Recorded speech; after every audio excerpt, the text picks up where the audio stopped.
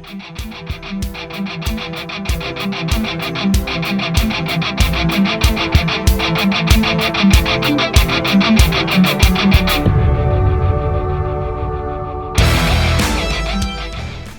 Hello बच्चा party, कैसे हैं आप सभी। मैं हूं आपका friend and physics mentor Krishna Tiwari.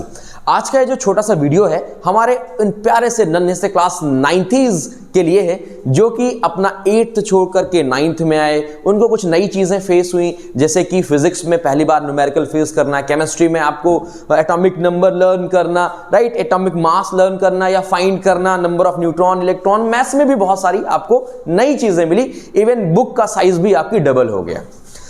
सभी बुक्स का साइज डबल हो गया। आप साइंस में देखें, आपको रेफरेंस बायो की अलग, केमिस्ट्री की अलग, है ना, और फिजिक्स की अलग। तो बुक की साइज की वजह से आपका जो वर्डन है, जो वेट है, वो भी बढ़ गया। और इसकी वजह से कुछ बच्चों के जो मार्क्स हैं वो क्या हो गए, डिक्रीज हो गए। ऐसे बच्चे जो क्लास 8th में एवरेज रहा करते थे, वो 9th के सेक्शन में सबसे पीछे बैठते हैं, सो कॉल्ड बैक बेंचर्स। और टीचर्स उन्हें अच्छी नजर से भी नहीं देखते। अच्छी नजर का मतलब उनका मानना ऐसा हो गया है कि वो जो बच्चा है वो कमजोर है, मतलब वो कुछ नहीं कर सकता, उसका नंबर नहीं आ सकते, उसके रिजल्ट नहीं आ सकते। तो ऐसा क्यों है? 8th में तो एक अच्छा एवरेज स्टूडेंट आज बैक बेंचर बन के रह गया है। एक ऐसा एग्जाम्पल सेट हो गया है क्लास में कि इसके मार्क्स नहीं आते, अच्छा बच्चा नहीं, दूसरे मजाक उड़ाते हैं। अब हालांकि उसका फर्क पड़ना भी बंद हो गया है उस पर। क्यों? क्योंकि पूरा साल तो खत्म होने को है जनवरी, और फरवरी में वो 10th में पहुंच जाएगा। और 10th में फिर वही स्टार्टिंग से math, physics, chemistry, bio, SST, Hindi, Sanskrit, IP, right. तो ये जो गैप आ गया है, ये जो गैप है मार्क्स के बीच का, अपने टीचर्स के बीच का, ये जो फ्रेंड्स के बीच का, इस गैप को अब फुलफिल करने का टाइम आ गया है। स्टूडेंट्स, ये वही टाइम है जो आपको समझना चाहिए कि आपने 8th में चीजें कैसे कुछ ही मंथ्स में आपने प्रैक्टिस करके उनको अचीव कर लिया था, जबकि 9th में कुछ कोर्स डिफरेंस की वजह से आप नहीं कर पा रहे हैं। तो इसके दो रीजन है। अगर आप नहीं कर पा रहे तो इसके दो रीजन है। या तो आप प्रॉपर प्रैक्टिस नहीं कर रहे हैं, प्रॉपर आप टीचर्स की एडवाइस को नहीं मान रहे हैं, अपना वर्क नहीं कर रहे हैं, और दूसरा रीजन, या तो आप करना नहीं चाहते, अपनी जिम्मेदारियों को समझना नहीं चाहते।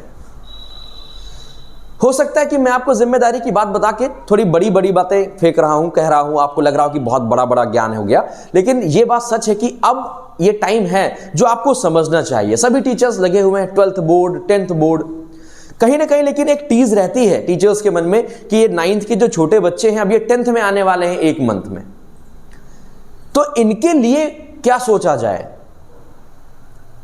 तो आज का जो हमारे छोटा सा सेशन है ये आपके लिए पूरा डेडिकेटेड है। बच्चों, हमारे पास देखा जाए तो फरवरी मंथ है पूरा, जनवरी आपको आधा मिल जाएगा, लगभग 1 मंथ 15 डेज, 45 डेज हैं आपके फाइनल एग्जामिनेशन के लिए, राइट। और उस फाइनल एग्जामिनेशन में क्या आप अपने रिजल्ट को बूस्ट कर सकते हैं? अगर यस, तो आपको ना इस वीडियो में कमेंट करना है कि yes sir, we will definitely do. और जो बच्चे टॉपर्स हैं, जिनका रिजल्ट बहुत अच्छा है, तो वो अपने आप के रिजल्ट को, अपना जो रिजल्ट है उसको इंप्रूव करने की कोशिश करेंगे। अब आपको चाहिए कि एक प्रॉपर प्लानिंग सेट करें, एक प्रॉपर तरीका देखो। फिजिक्स में 4 चैप्टर, बायो में 4 चैप्टर, केमिस्ट्री में 4 चैप्टर, अभी बहुत कम है। ये 9, 10th अगर आप लोगों ने अच्छे से कवर कर लिया तो फिर आपको 11th और 12th में बिल्कुल कोई दिक्कत नहीं होने वाली है। अदरवाइज यही 9th का गैप आपको 11th में ये सुनने के लिए मिलेगा, ये आपको फेस करने के लिए मिलेगा कि आप ये देख पाओगे कि आपको फिजिक्स में इंटरेस्ट नहीं आ रहा है, आपको ना केमिस्ट्री में इंटरेस्ट नहीं आ रहा है, आपको बायोलॉजी सर से जा रही है, मैथ समझ में नहीं आ रही है। क्यों?